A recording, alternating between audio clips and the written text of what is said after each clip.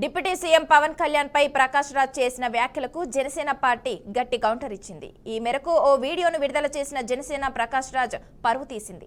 హైదరాబాద్ నగరంలో రాజ్య భాష విభాగం స్వర్ణోత్సవ వేడుకలు జరిగాయి. ఈ వేడుకలకు AP deputy CM Pawan Kalyan ముఖ్య అతిథిగా హాజరయ్యారు. ఈ సందర్భంగా ఆయన హిందీ భాష గురించి మాట్లాడారు. మాతృభాష అమ్మ అయితే హిందీ పెద్దమ్మ అని, మనం హిందీ నేర్చుకోవడం అంటే మన ఉనికిని కోల్పోయినట్లు కాదని, మరింత బలపడమని పవన్ కళ్యాణ్ చెప్పుకొచ్చారు.